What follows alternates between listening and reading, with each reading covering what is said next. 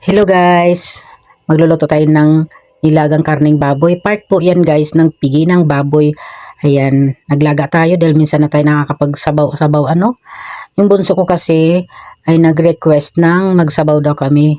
Gusto daw nila ng nilagang karneng baboy. So siyempre tayong magulang sumusunod sa gusto ng mga anak para din sila ay makakain. No, hindi puro lagi tayong nagusunod ang ating kagustuhan dahil matagal na tayong hindi nakakapagsabaw ng karning baboy. Madalas po talaga ay lagi kaming gulay. Ay mga anak ko naman, pili po talaga sila sa gulay, hindi naman katulad natin na lahat ng klaseng gulay kinakain natin. So yun, sinunod ko na lang yung kanilang gusto. So yun dyan guys, ay papakulo na ako dyan ng karne. Tinatanggalan ko nga pala yung dumi dahil wala naman tayong pressure cooker. Pasensyahan nyo na kung bakit ko ginaganyan dahil wala tayong pressure cooker. So habang nakakalipas ang ilang oras, ay ilang minuto, ay ako naman dyan nag-iisip na dahil siyempre gutom na po talaga ako dyan guys. Ayan, no choice naman kasi dahil siyempre nagluluto pa tayo ng ating ulam. So yung mga anak ko habang nag-aantay, nasa taas sila natutulog. Yung asawa ko naman, si daddy ay nakaupo lang, nagsiselfon. Sabi ko nga dyan kay daddy, gutom na ako. Kaya yulso lang, di pa talaga luto yung aming nilutong sinabawang nilagang baboy, no? Part po ng pigi iyan ng baboy. So yung tinatanggalan ko talaga siya ng dumi. Lumulutang yung dumi. Dapat talaga tanggalin natin yan para malinis naman natin pagkain. Ayan. So hindi ko lang nakuha ng video, ginagamitan ko pa yun ng salaan ng niyog. Yun, para matanggal talaga yung kanya mga brown parang ng karne. Yun. Sabi nga nila, dugo daw yan na namumuo. Kaya dapat talaga tanggalin natin yan para malinis. So yun, naghiwa muna ako dyan ng patatas. Ang patatas ngayon guys, ang mahal ng kilo pero kailangan talaga naming lagyan. Siyempre hindi matatawag yan ng lilaga kung wala namang patatas. Ayun. Naalala nga namin dyan kung kailan nasa bahay na saging pala, di kami nakabili ng saging saba para isahog din dyan. Mas masarap din yun para manamis-tamis din yung sabaw. Pero sabi ko kay daddy, okay na yan. At least may patatas, ayos na yan. Tapos sinhaluan namin may binili naman kaming yung Bagyo Pichay. Yun po. Pichay Bagyo po. Yun po ang aming ihalong gulay dyan. So 2 pirasong patata, ayos na yan. Malalaki po yung patata. Kaya pag hiniwa siya lahat, yung 2 patata, marami-rami na rin po. Malalaki po yung ang paghiwa ko po sa patata, kung sasangayin po natin sa malalaking hiwa ng karne. Kaya parang babagayin din natin, malalaki din po yung pagkakahiwa natin sa patata. So ilalagay ko na para ay sumabay naman doon sa paglambot ng ating karne. Yung ating karne guys, nakalaga na yan ng almost 35 minutes. Tsaka ko inilagay yung ating patata. Dahil yan, nagdagdag po ako ng sabaw, tubig, kasi may konti na nasipsip na ng ating pagkapakulo, tagal-tagal din, kaya naglagay ako ng 2 mangkok na tubig. Ayan, tapos naghiwa na rin po ako dyan ng luya. Kasi yung luya guys, naglalagay din po talaga ako pag nilagang baboy, naglalagay ako dyan ng luya. Masarap po yan, pag kumigop ka ng sabaw, feeling mo ay baka yung nilaga mo. Yan, pangtanggalin po yan sa mga lamig-lamig sa ating mga kasukasuhan. Yan, masarap ang luya. Pag naglagay ka sa nilagang baboy, luya po talaga mas masarap ilagay sa ating nilagang baboy. So yun, nagbabalat ako ng luya. Yan, tapos ang hiwain ko dyan, luya, sibuyas. Yan, ang sili ko nga dyan ay yung green, nahaluan pa ng hinog na siling haba na hinog. Pero okay lang yan, ayos lang yan dahil yung sili natin medyo, hindi lang medyo, talaga siyang maanghang. Oo, maanghang yung siling green na nahinog ko. Nahinog na siling green na istak ko sa ref. So yun, pagkatapos niyan sibuyas naman yung ating hiniwa-hiwa habang tayo ay nagpapakulo ng ating karne at may may patata Ayan.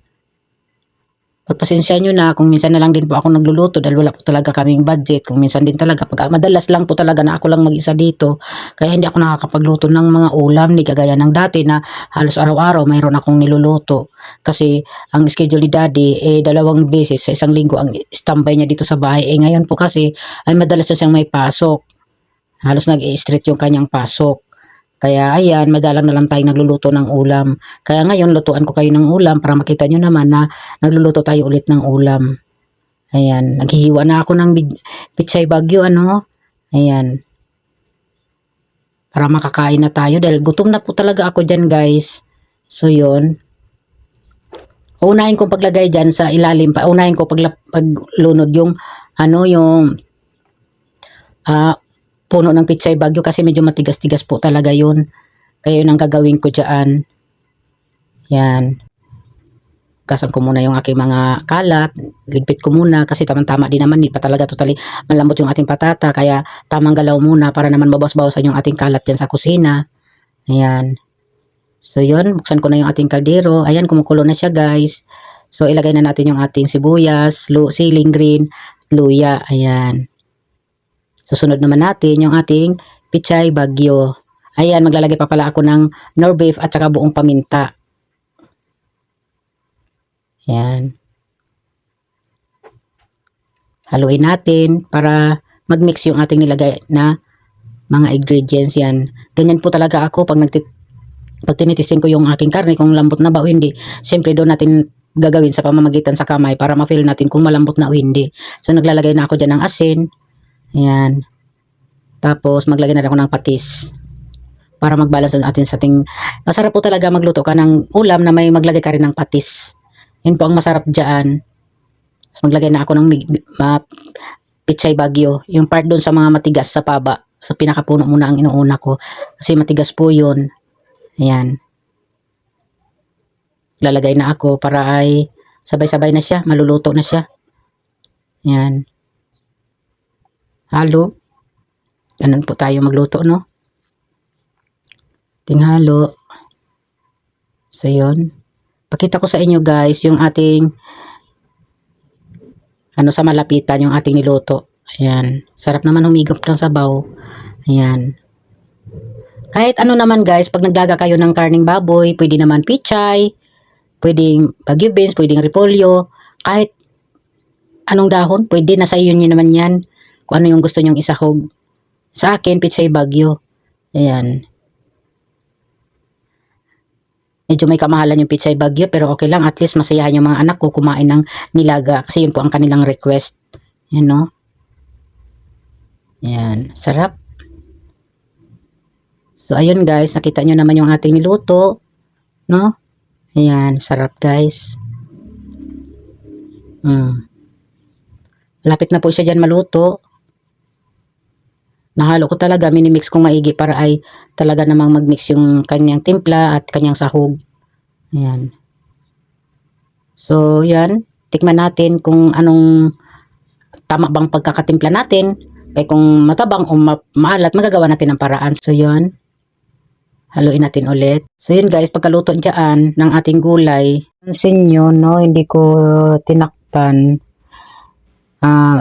Inahalo ko lang siya ng inahalo guys kasi gusto ko talagang maantabayanan yung pagkakaluto niya.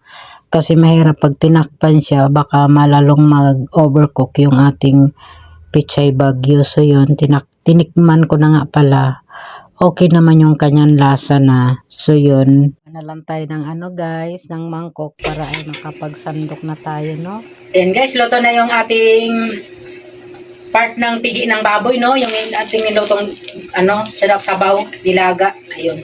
So yun, luto na siya guys, oh. So magsandok na tayo na para sa ating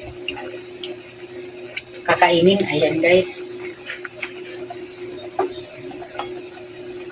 Luto na siya. Masarap ang ating pagkakatimplada ng ating nilagang pigi ng baboy. Ayan. Masarap.